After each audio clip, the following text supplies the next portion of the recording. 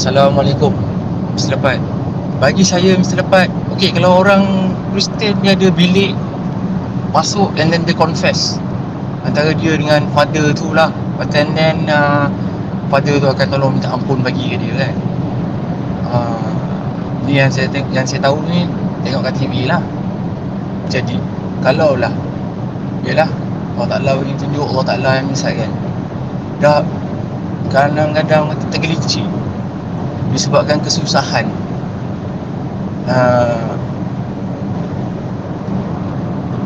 orang kata nak kata apa dah, takkan nak terus juga, sedangkan kita dah tahu yang mana yang betul. Takkan nak mengaku juga, nak terus tenggelam terus dalam kata kesilapan tergelincir tu. Bagi saya macam tu lah. Sebab apa? Saya tengok Mr. Lepat ajar anak-anak Mr. Lepat walaupun usia muda. Padahal diorang tak tanya lagi, tak minta, tapi Mr. Lepat ajar. Kenapa? Untuk apa? Ni itulah, bagi saya macam tu lah pendapat saya. Berkenaan kalau kata orang-orang yang terlajak semua, bila dia nak kembali, kenapa kita nak hukum lah?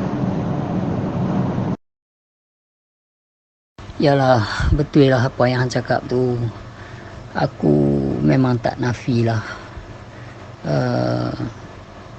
Apa sekalipun kita faham, di mana sekalipun kita berada, apabila syariat sebagai seorang bapa mesti ada anak. So anak tu mesti tidak tahu seperti mana yang bapa tahu kalau dia masih kanak-kanak.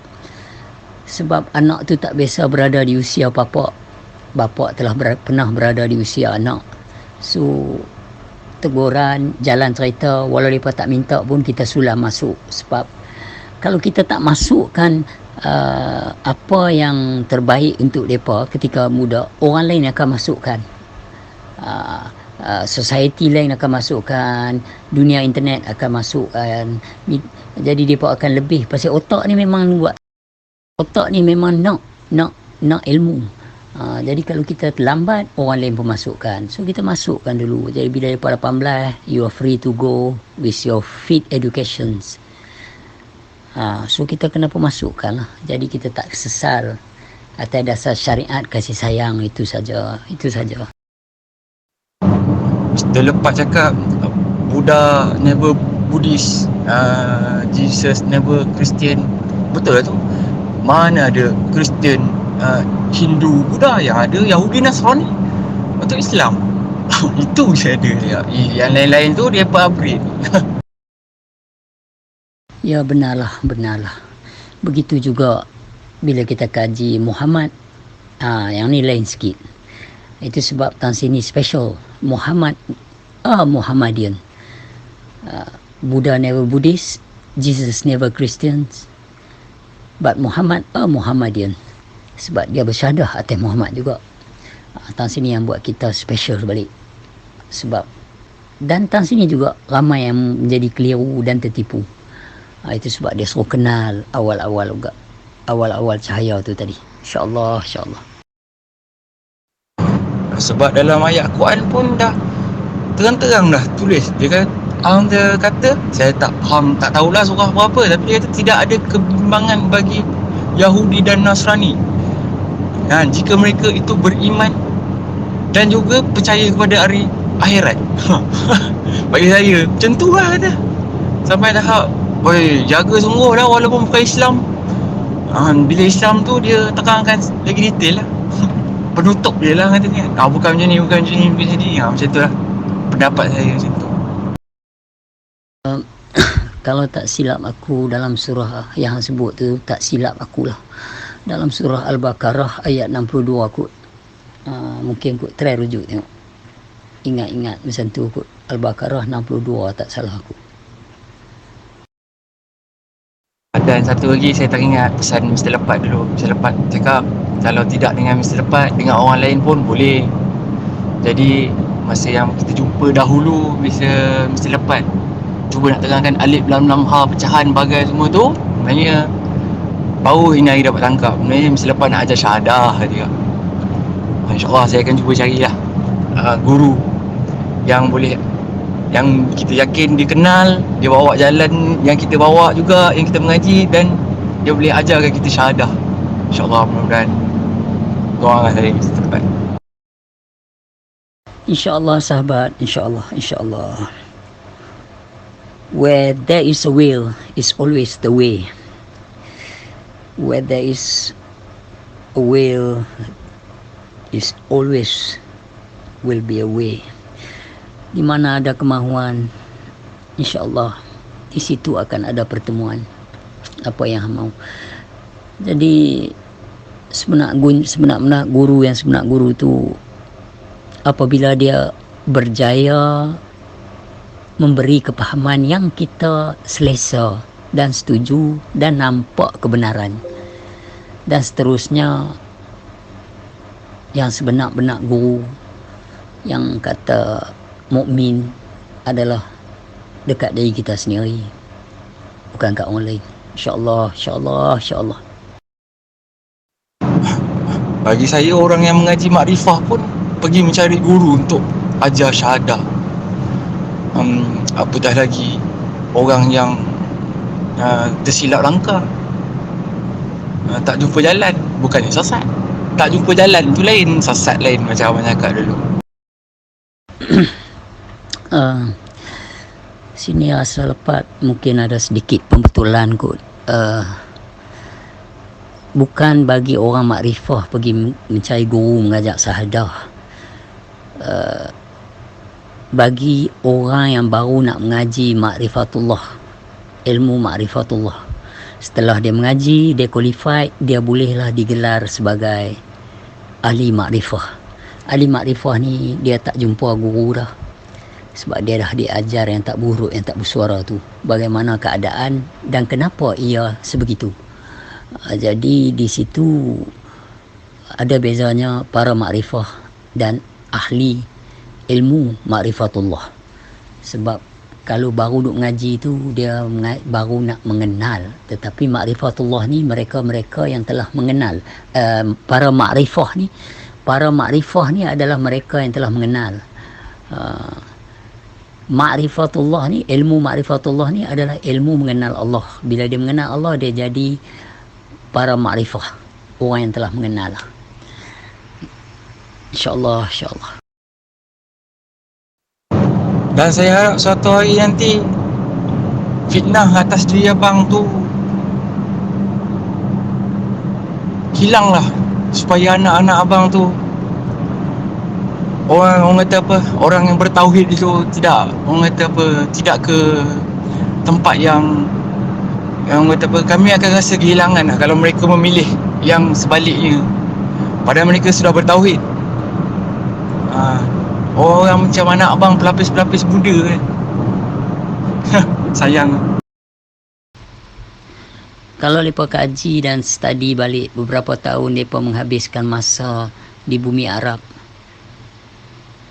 proses menggali ilmu demi ilmu, mereka file up in their minds, mereka simpan dalam kepala mereka hafal dan mereka deliver.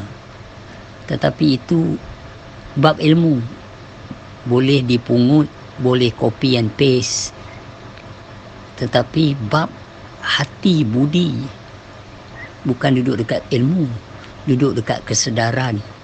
Aku ni tengah menghina orang, aku ni tengah mengaibkan orang, aku ni tengah berdusta. Semalam aku cakap lain, kita sembang di sini, gamak ni tak akan share, ini simpanan peribadi. Esoknya aku buat lagu lain, makna aku telah jatuh dalam keadaan munafik dan berdusta. Tapi bila kesedaran tu tak hidup, the awakenings of realizations tak ada, maka babak-babak intelligence to tackle benda yang tak best, mereka tak dapat. Mereka ditipu oleh their own thought and emotion. Itulah yang berlaku. Jadi apabila doa macam ni, aku terharu. Sebab para makrifah tidak memandang jauh mana, lama mana, banyak mana ilmu dan amalan kamu. Sebab itu adalah cebisan-cebisan perjalanan hidup dan apa yang kamu kumpulkan. Tetapi kebersihan hati berlaku pada setiap detik, the now and the here, at very moment to another moments. You aware, you berwaspada. Itulah ilmu yang sebenar. Bila kamu tahu dan sedar keadaan hati kamu. Terima kasih atas doa hang. Tetapi begitulah si fitnah. Orang yang suka menghina orang akan tetap menghina orang. Si pendusta akan tetap berdusta. Tak pedulilah ilmu apa yang dia bawa, lama mana dia mengaji di tanah Arab. Itu nombor 2. Si penipu akan menipu, pendusta akan mendusta, si pembelit akan terus membelit. So we ask ourselves on this very moment, kalau kita penyayang, penyayanglah. Orang sayang kita sekali, kita akan sayang lepas 30 kali atau lebih. Tetapi di atas dasar kita harus bangun. Maka orang yang buat naya kat kita berkali-kali, kita harus hadaplah. Itu sajalah. Baik sahabat, baik. Terima kasih. Benar bang. Benar bang. Dulu saya pernah beritahu dengan abang cakap pengalaman tak patut kita cerita kat orang. Sebenarnya saya nak bercerita pengalaman yang Muhammad bersyahadah di atas Muhammad. Dan abang cakap macam tu, benda tu berlaku bang. Tapi kita berpijak di bumi yang nyata. Umat Nabi Muhammad lah. Itu je. Nabi Muhammad diutuskan sebab nak menyatu padukan duduk bawah sekali. Duduk sama-sama. Bukannya berasing-asing menyekutukan ataupun membeza-bezakan. Faham bang? Mudah-mudahan abang tak mengecewakan orang yang macam saya ni. Itu je lah abang. Sebenarnya bab Muhammad bersyahadah atas Muhammad itu harus diajar dari dulu, seawal-awal. Tetapi itulah hari ini, bila kita nak bersembang sesuatu yang out of the box, kita harus sudah terlalu banyak narrow-minded, faham tak, kat luar tu. So kita akan dihentam, diuji, dikeji. Tetapi aku rasanya akan tiba hari kebangkitan atau zaman atau era-era kebangkitan kembali ilmu ma'rifatullah ni. Manusia akan melampak kebenaran, akan nampak kebenaran. So aku yakin akan datang orang-orang yang seperti aku yang rasa di ZZ aku kena berani kerana benar. Setelah sekian lama budaya takut kerana benar. Takut orang kata apa kat mereka sebab mereka bawa benda yang benar. Jadi budaya tu akan lenyap. Zaman internet ini adalah zaman yang telanjangi segala kaedah-kaedah ilmu. Tinggal lagi terserah atas budi bicara manusia itu sendiri. Kalau mereka nak mencari, pasti mereka mencari. Kalau mereka nak mengkaji, pasti mereka akan mengkaji. Sebab aku sedar, satu bumbung bukan berarti satu faham. Apatah lagi mereka-mereka yang di luar sana. Ini semua adalah satu fasa kesedaran bahawa you do what you can, you do what you think is good to say so.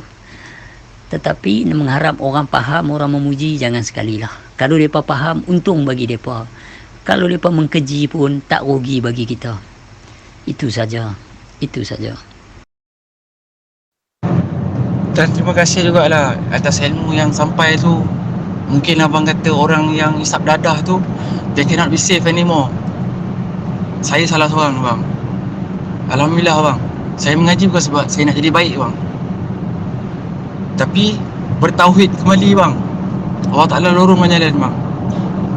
Abang cakap abang, mungkin saya pernah tengok satu video abang kata they just trash, cannot be safe. Abang pernah cakap macam tu lah. Satu bangsa yang abang meluat lah, kata melugai. Jadi abang kata di ataskan melugai abang tu lah, dapat benda tu pada saya sampaikan kat kawan-kawan saya yang lain-lain. Alhamdulillah abang, Alhamdulillah abang, Alhamdulillah abang, seronok sangat bang, Alhamdulillah. Terima kasih banyak-banyak. Nah, kena gendang macam-macam abang. Betul bang, macam abang kena sungguh lalu macam tu.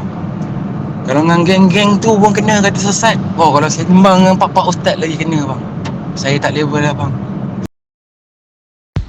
Aku ada sahabat baik sehingga hari ini, seorang pelukis yang aku tak mau sebut nama dia. Satu ketika dulu hampir 40 tahun atau 35 tahun kot, dia menjadi seorang penagih dadah yang berat lah. Sekarang dia dah berhenti. Aku rasa aku cakap itu, penagih dadah tu dia ada way turning point melalui jalan tauhid. Tetapi aku yang tak suka yang aku melugai ni dengan pengedar dadah.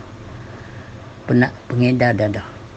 Kawan aku ada juga dulu, masa aku duduk Batu Feringgi dulu, dia kerja, dia tolak heroin, jual fit.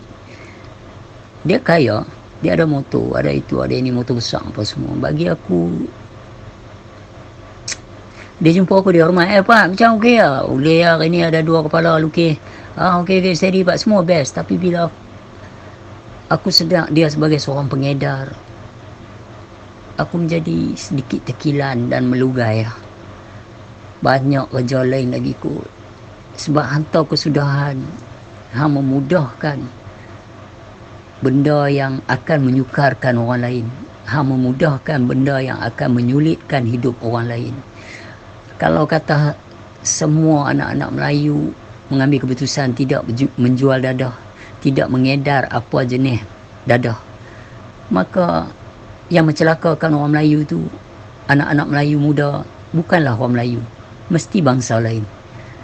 Bila bangsa lain yang membuat anak Melayu itu perangkap dengan dadah, kita boleh tentang. Tapi bila orang Melayu sendiri yang menjadi pengedar, maka mereka mulalah akan ada gangster, akan ada ni. Jadi susah pula kita. Jadi inilah yang membuat aku melugai. Budaya ni yang membuat aku kecewa, iaitu pengedar dadah yang berbangsa Melayu. Sebab kita ada tauhid, kenapa kita harus begitu? Itu saja. Tapi kalau hang boleh kembali, alhamdulillah. Bukan sahaja bila menagih dadah, hang akan melukai perjalanan hidup hang sendiri. Ranjau, orang akan buang hang, orang akan keji hang, orang akan hina hang. So God, please don't deal with don't play victims. Pasal benda tu memang berlaku. Kebanyakan penagih dadah, kebanyakan, bukan semua, berkesudahan dengan mencuri, ada yang meragut, ada yang macam-macam. Kebanyakan, bukan semua, okey? Bukan semua. Aku ada kawan yang baik. So, no hard feelings about it. Tapi kenyataan adalah kenyataan. Itu saja nak abang. Faham tak? Kalau kita kaji balik, halusi balik, kan? There always turning point. Jalan tauhid tu memanglah jalan membawa kamu kembali kepada Tuhan. Itu antara kamu dengan diri kamu. Faham tak? Bukan. Padahal yang sebenarnya kalau kita kaji, politician tu lebih jahat daripada, politician yang jahat adalah lebih jahat daripada penagih dadah. Mereka sama taraf lebih kurang macam iblis lah. Pelacur lebih baik daripada politician yang jahat ni. Pelacur, they give people pleasure. Mereka bagi orang kenikmatan, lepas tu mereka ambil duit. Politician ni, mereka bagi ke orang pressure, torture, dan mereka buat duit. So, mereka lagi rendah daripada penagih dadah. Kalau nak kira, itu sebab kata jangan ni. Ada lagi orang yang mabuk dunia ni lebih teruk daripada orang mabuk alkohol tu. Kena faham baik-baik. Halusi apa yang lepas cakap. Bukan niat untuk merendahkan penagih dadah. Tapi lepas memang melugai bila anak Melayu jual dadah. Memang sakit hati. Tapi nak buat macam mana? Itu adalah perjalanan. Bila kita balik pada makrifah, kita tak boleh nak buat apa. Bila kita bersemang bab tasawuf, dia fardu ain. Kita ada cerita bab pembetulan diri, pencucian diri. Lepas tu macam mana nak buat, kita kena usul balik. Bila usul balik, atas alasan apa nak mencuci diri, kita masuk kepada fiqah. Fiqah ni duk hukum. So bila kita tak mau hukum, kita tak mau sakit, maka kita carilah usul macam mana nak berhenti. Bagaimana nak melawan rindu dia, nak melawan sakit gian dia. Tapi there is a time will heal. Tinggal hati je, mau tak mau. Itu saja. Okey, selamat. Saya bukan ajak agama bang, saya mengajak kepada tauhid bang. Tak kisahlah lagu mana pun, tauhid adalah berlaku dalam diri untuk diri itu sendiri. Agama adalah satu pada yang ramai, ramai pada yang satu. Dan dia masuk juga dalam satu pada yang satu. Tetapi bila kamu telah melintasi ilmu tauhid, itu adalah diri kamu sendiri. Dia laisa kamislihi syai'un. Tidak boleh disamakan dengan segala sesuatu. Faham balik bila aku bercakap dalam YouTube ataupun bersemang, adalah satu pada yang ramai, ramai pada yang satu, satu pada yang satu. Tapi aku nak cakap Allah Ta'ala itu sendiri batal. Bagi para makrifah, dia tidak ada berbincang tentang Allah Ta'ala dalam suasana diri dia, kesendirian dia, tak ada lah. Kalau mengaji tauhid, is good for you. Kalau mengaji yang kaedah agama, is good for you. Because you boleh settle bila you dengan yang ramai. Bila jabatan agama panggil soal jawab, you boleh cerita kaedah-kaedah keagamaan. Tetapi bila datang ke dalam kaedah Awaluddin Ma'rifatullah, tak ada kena mengena dengan mereka, iaitu tauhid, mengenal diri dan mengenal Allah. Then whatever it is, aku cakap is good for you, bagus untuk kamu. Kalau kamu memiliki ilmu fiqh, ilmu usul, ilmu tasawuf dan seterusnya, ilmu ma'rifatullah. Namun pembahagian dari sudut pengkongsian ilmu itu sendiri, kita harus tahu peringkat orang yang mendengar. Kita harus tahu siapa kita dan di mana kita, supaya tidak mengundang bencana. Itu saja. Kalau hang mengaji ilmu tauhid adalah untuk hang. Kalau hang nak bersembang dengan yang luar, maka masuklah fardu ain. Aku tak pernah cerita tentang Tuhan itu sendiri. Namun aku bercerita tentang mengenal Tuhan. Jalan-jalan sifat 20 itu ini. Tapi tentang Tuhan itu sendiri aku tak cerita. Di antara ubudiyah, rububiyah, uliyah, di antara kaedah bab maujud, dikeranakan oleh satu kerana lain jalan bincang bicara dia. Bab Allah Ta'ala itu sendiri tak ada apa dah kita nak bincang. So kalau hang kata hang bukan mengaji agama, hang mengaji tauhid, what do you want me to say? Tak ada apa pun bagi aku. Ilmu adalah ilmu. Okey, baiklah. Sekali lagi aku nak sambung menulis buku terbaru aku. So selamatlah. InsyaAllah bang, saya akan berhati-hati dalam bab pengajian Nur Muhammad. Tidak ada istilah bersatu itu. Tidak ada istilah bersatu dengan Tuhan, mengaku Tuhan, tidak. Sebab saya ingat pesan abang, berhati-hati di makam, di dalam membezakan di antara Tuhan dan juga Allah yang satu, Esa. Allah Azza wa Jalla, berhati-hati.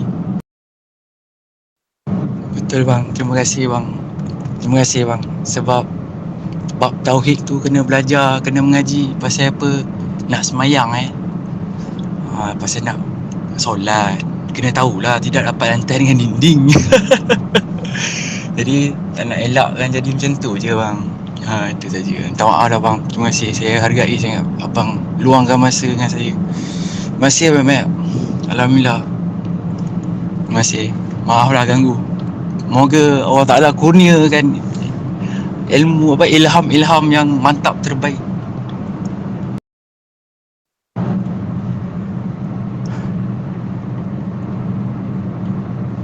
Saya akan cuba buat yang terbaik. Akan tetap ada pengedar, tetapi pengedar yang macam mana? Adakah dia akan merosakkan bangsa tu sendiri ke, atau macam mana? Sebab apa? Saya jumpa kawan-kawan yang dah terjebak. Saya cakap dengan dorang, we got nothing to lose. So apa benda yang nak takut lagi? Jalan lah.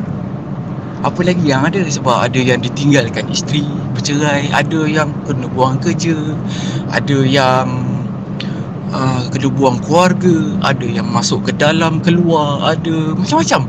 Dari situ banyak saya belajar dengan puak-puak yang macam ni. Kena tipu bagai semua, ya sungguh. Memang kena lah. Nak kata apa dah. Kau yang kata orang nak menipu, dia menipu. Tapi pengalaman yang saya dapat macam tu lah. Jadi orang kata, itulah dia salah satu dia sumber kenapa saya nekat. Dan orang kata masih lagi bercampur. And then bagi saya, politician is not, yes, correct. Sepatutnya diorang kena fikir balik, macam mana nak pastikan pusat-pusat Henry Geni, AADK ni apa semua ada sistem yang sangat berkesan. Maksudnya bila kata diorang keluar, diorang betul-betul boleh rehab, diorang ada pendirian yang tetap, tauhid yang gitu yang tetap. And then orang kata, yelah, bagi yang ditangkap pastinya akan hilang keluarga silap hari bulan, dibuang keluarga. Ada pekerja siap-siap bulan boleh dibuang pekerjaan. Jadi kalau pihak kerajaan boleh sediakan pula company-company, agensi-agensi yang sanggup ambil risiko kan, yang percaya dengan sistem pendidikan untuk masing-masing diorang tu rehab, saya rasa takkan ada masalah lah bang. Itu je bang, itu saja. Cuma tak ada kawan dengan menteri je.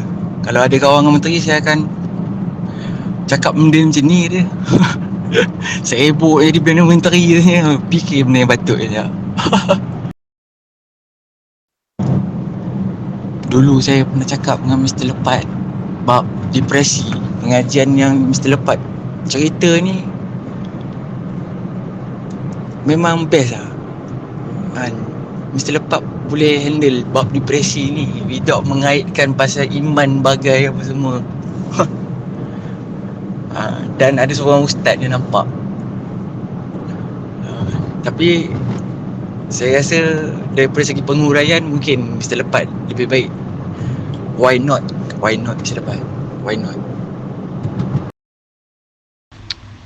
Wallahi jiwa aku tersenyum lah dengar hang cakap. Apatah lagi bila hang kata hang telah berjaya keluar daripada gejala yang sering menghayalkan, mencemas dan merimaskan, kemudian membuat diri rasa cukup terhina. Apabila hang terkeluar daripada kaedah-kaedah yang semacam tu, aku rasa seronok. Dan hang juga boleh bercakap, aku nampak buah-buah hang ada pecah minda.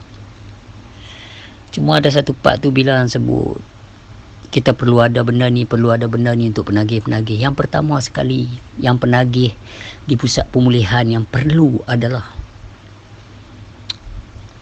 ilmu mengenal Allah. Because the best turning point is Allah Subhanahu Wa Taala. Dalam Quran pun ada sebut, tidakkah tempat yang sebaik-baik untuk kembali adalah Allah Subhanahu Wa Taala.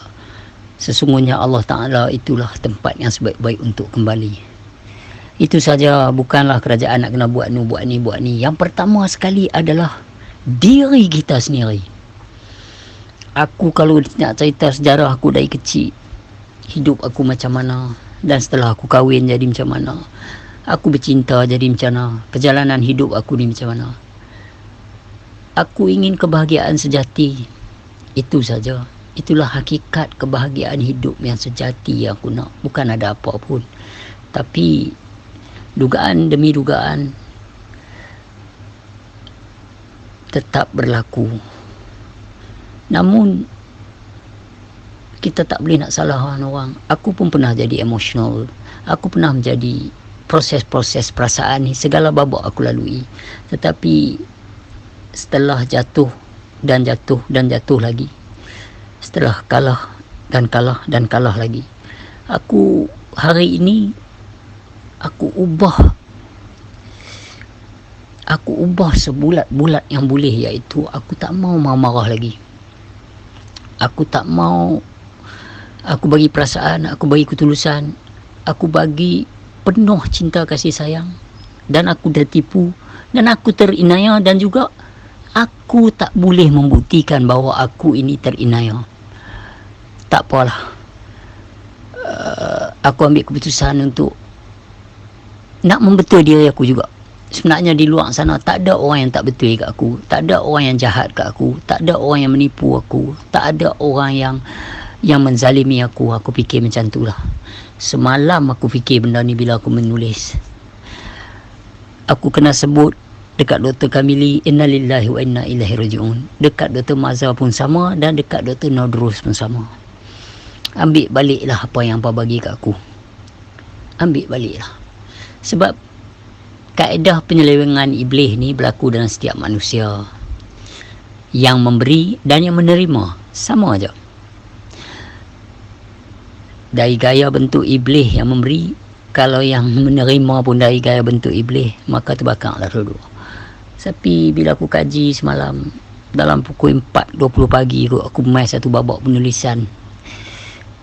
Aku terberhenti dan aku pandang aja bibit-bibit tulisan tu, dan aku fikir semuanya dekat diri, bukan dekat luar sana.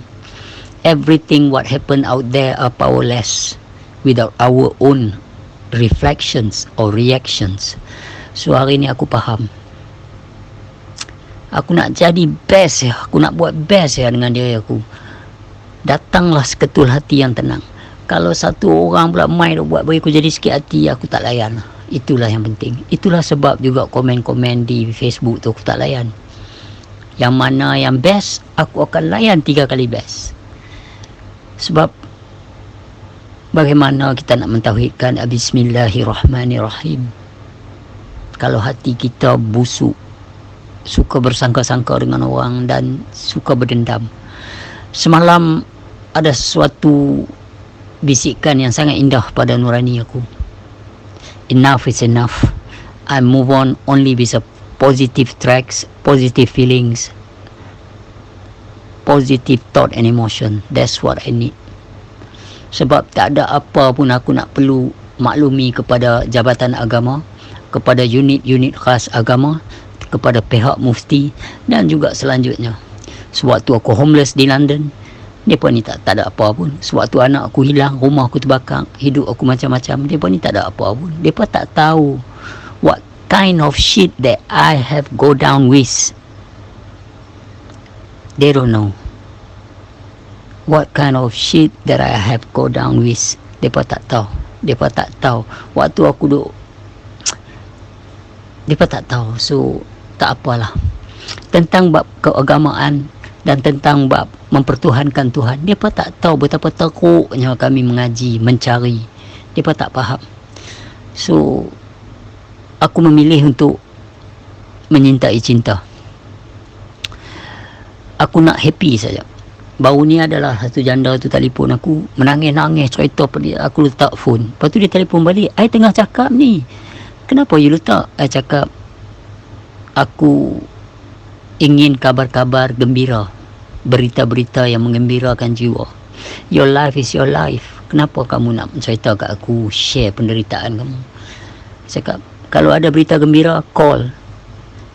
Kalau tak ada berita gembira, you settle first your sadness. Don't deliver to me. Aku dah memilih untuk apa yang aku terima Untuk apa yang kulayan? I just want to have fun, enjoy in my life. Itu saja. Yang nak membenci aku, yang nak menuduh aku macam-macam, go ahead. Go ahead. Does not matter. Okay, brother. Terima kasih banyak. Aku harap kita sama-sama lah dapat berjalan dalam cinta. Tapi seperti biasalah, kebencian akan tetap menghambat kita. Kebencian akan tetap cuba nak bersisi dengan kita. Tapi kita jalan terus. Kita jalan terus. Kita dah tahu dah. Inna syani'aka huwal abtar. Mereka yang membenci kamu, mereka itulah yang telah terputus dengan apa yang mereka inginkan. So it's okay. Does not matter. Kalau kita inginkan kesucian hati, kita tak boleh berkawan dengan si pembenci. Itu saja. Kita bukan membenci pembenci, tak ada dah. Kita tak ada dah. Kita cuma memilih para pecinta yang memegang Bismillahirrahmanirrahim. That's all. Baik sahabat, baik, selamatlah. Assalamualaikum warahmatullahi taala wabarakatuh. Selamatlah. Selamat.